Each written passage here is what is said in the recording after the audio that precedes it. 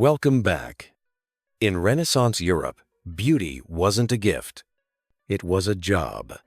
Isabella of Naples was trained for that job, from childhood to look flawless, to marry correctly, and to turn her body into political proof. Her face was not her own. It belonged to her family, her dynasty, and the alliances she was meant to secure.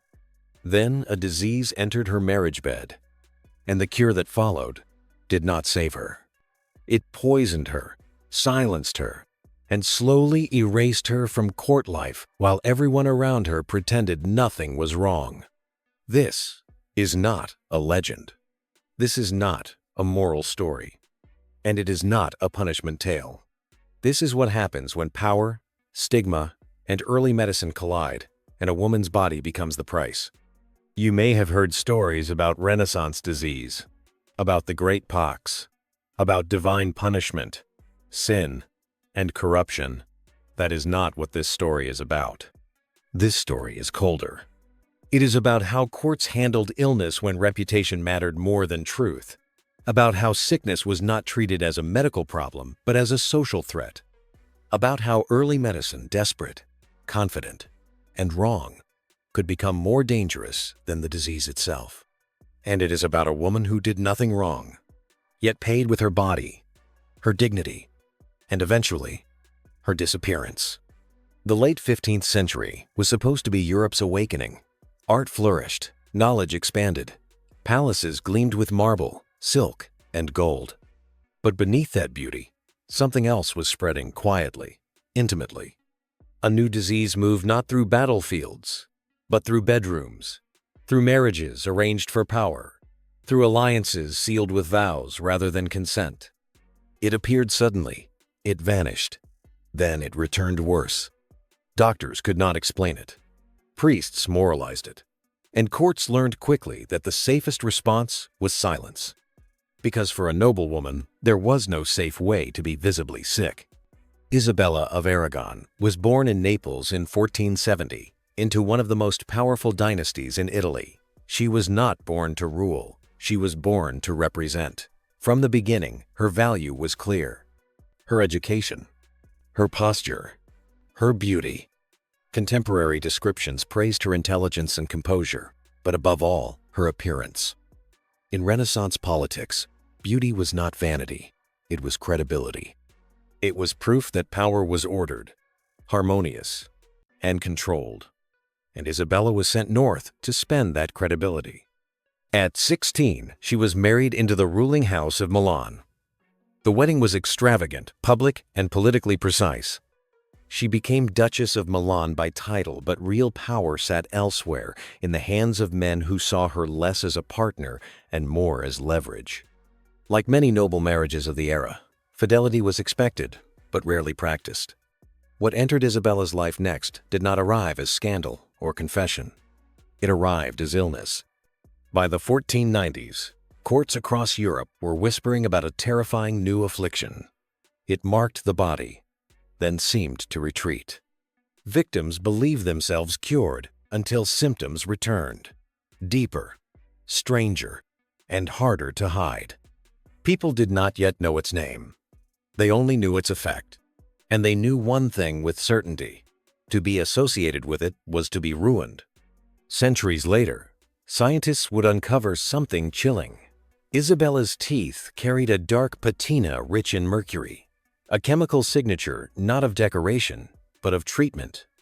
Evidence that whatever afflicted her, doctors tried to drive it out by poisoning her body in return. Mercury was medicine.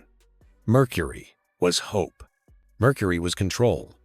And mercury left marks. The most terrifying part of Isabella's story is not what the disease may have done to her.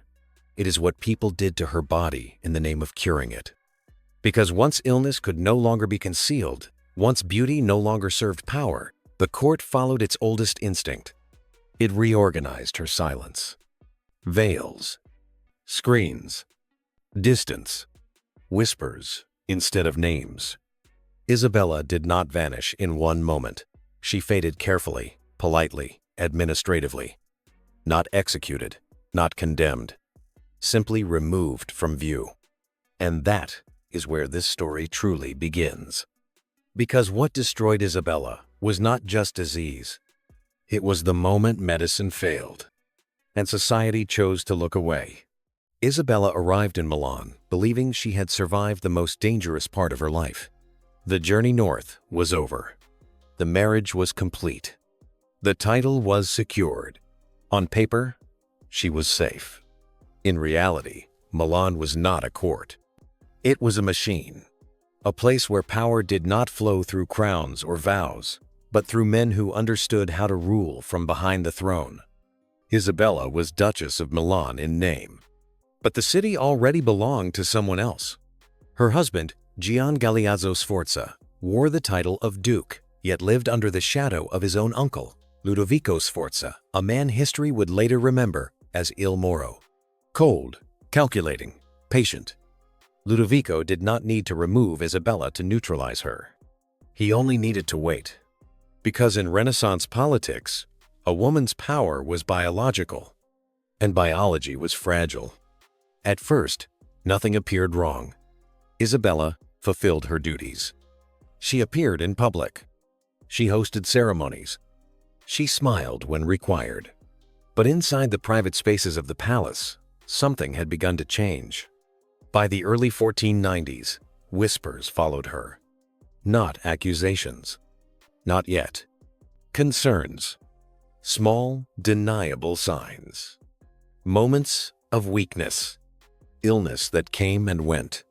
The kind of sickness no one wanted to name, because naming it would force action.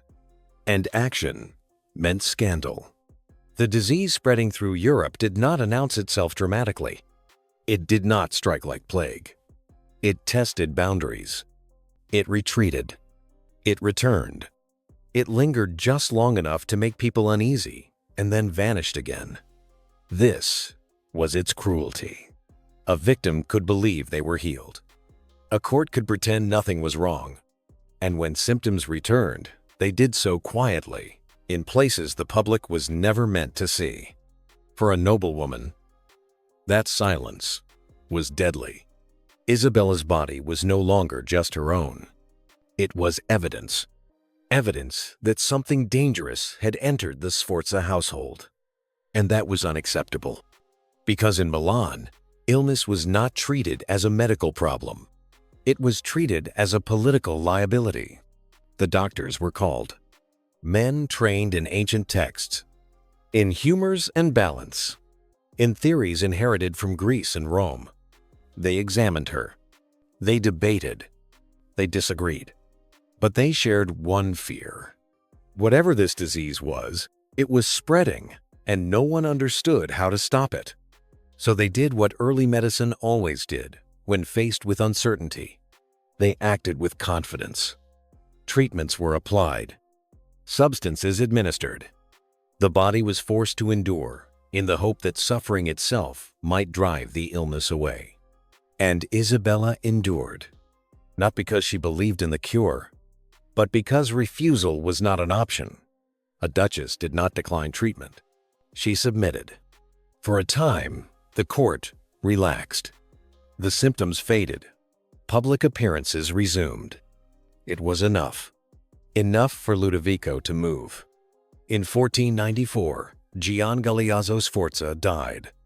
Officially, of illness. Unofficially, under a cloud of suspicion that has never fully lifted. He was only 25. With his death, the illusion ended. Ludovico seized control of Milan outright. And Isabella, pregnant, widowed, and politically inconvenient, became a problem without protection. Her value collapsed overnight. She was no longer a wife, no longer a diplomatic bridge, no longer useful. And now, she was sick, not visibly enough to provoke outrage, but visibly enough to provoke fear. This is where the story turns. Because Isabella was not imprisoned. She was not exiled. She was managed. Her movements restricted. Her appearances reduced. Audiences shortened. Rooms were changed. Servants rotated. Not for cruelty, for hygiene, for discretion, for the comfort of others. The illness was not discussed openly, but it was understood, and understanding was enough to isolate her. She began to disappear from ceremony, from portraits, from political correspondence, not erased violently, erased politely. This was how Renaissance courts handled danger. They removed it from sight, and if the disease could not be cured, then the person would be concealed instead. Isabella was still alive, still conscious, still aware, but she was already being treated as a contamination, and worse was coming, because the illness had not left. It had only waited, and the treatments meant to save her were beginning to leave their own marks, marks that history would one day read like a confession. And in the next part of this story, we confront the most disturbing truth of all, that Isabella was not destroyed by ignorance alone. She was destroyed by medicine that believed suffering was proof it was working. The illness did not leave Isabella. It learned her schedule.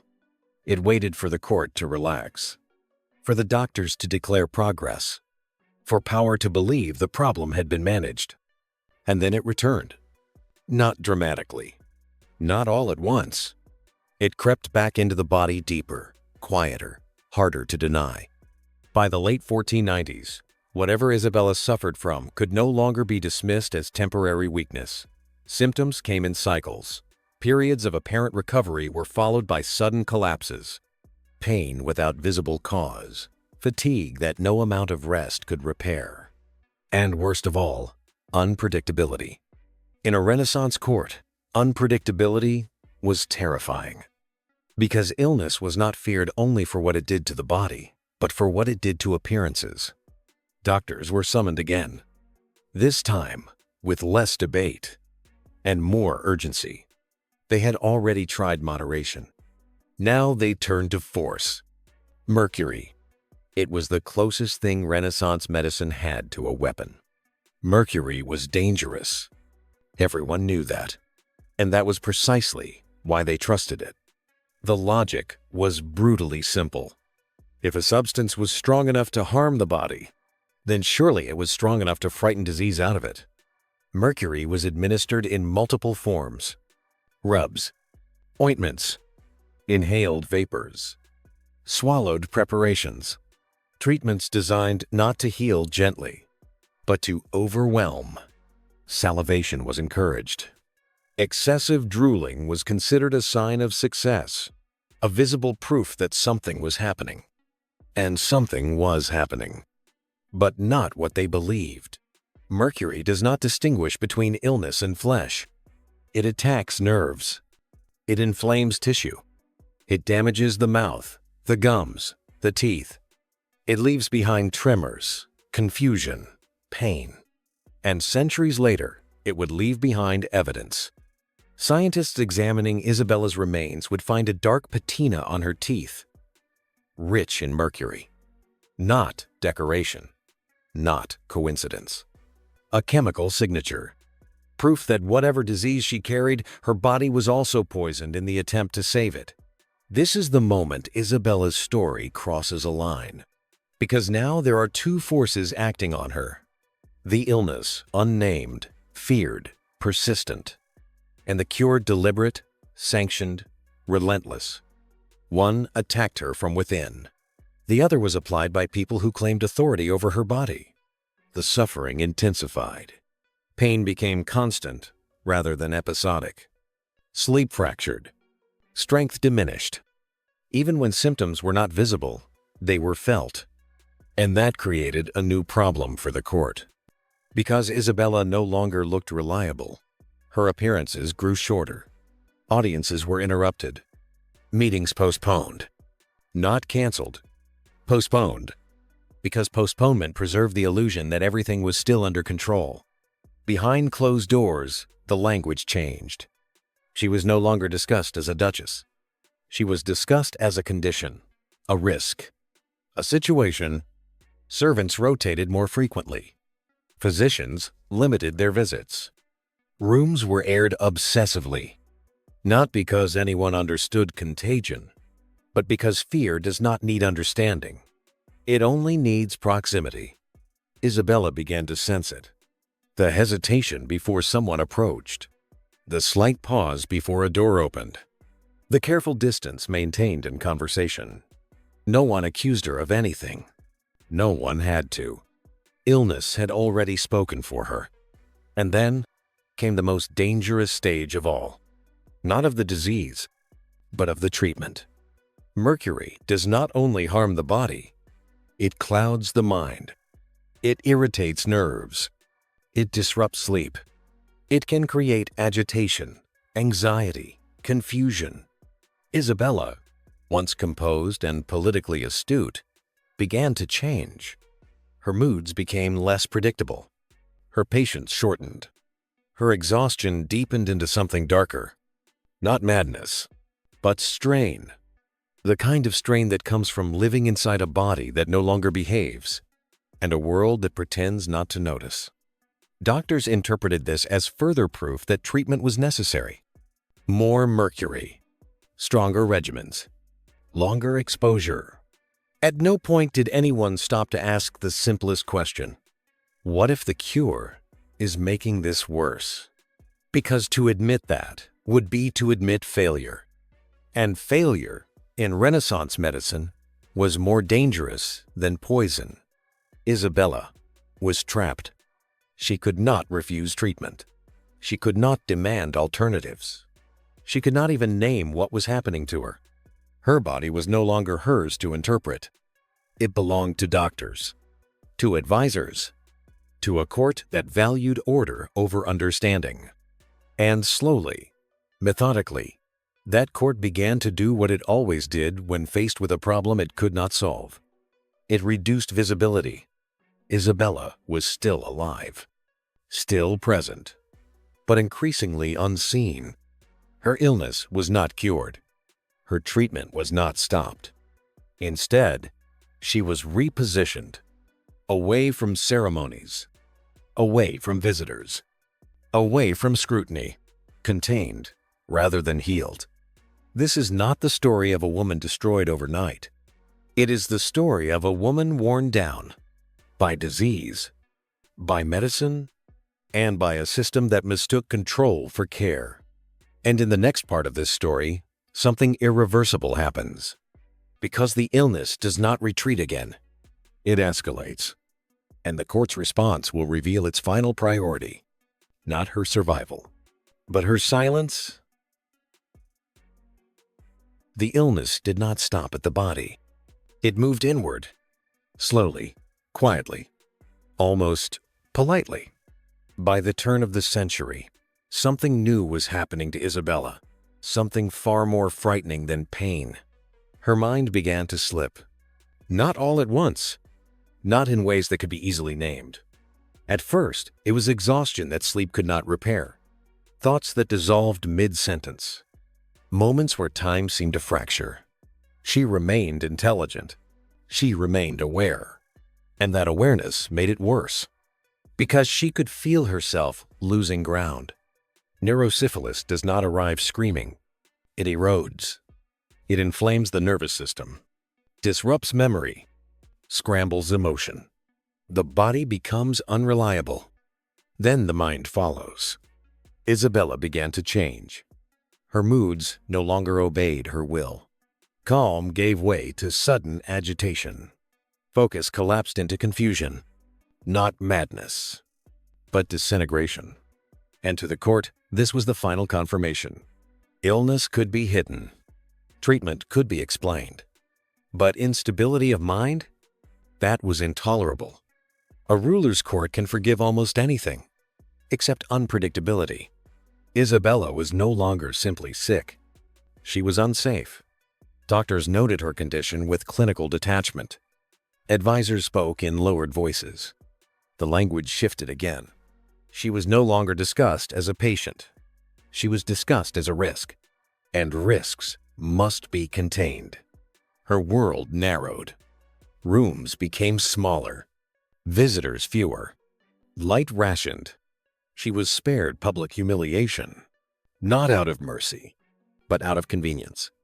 Because Isolation solved everything. There were no accusations, no declarations, just distance. Isabella, once trained to command a room with her presence, now struggled to command her own thoughts. She forgot familiar faces, misplaced words, lost time, and then came the moments she could not explain. Voices when no one was present, shapes in the shadows, a certainty that she was being watched even when alone. Neurosyphilis does not invent horrors. It amplifies fear already there, and Isabella's life had given it plenty to work with. The court responded the only way it knew how. More supervision, more restraint, more silence. She was not restrained by chains. She was restrained by protocol, by locked doors justified as privacy, by screens justified as dignity, by solitude justified as rest. And slowly, the outside world disappeared, not because Isabella was gone, but because she could no longer be seen. Her mind, once her final refuge, became unstable territory. And when the mind fails, power has no interest left.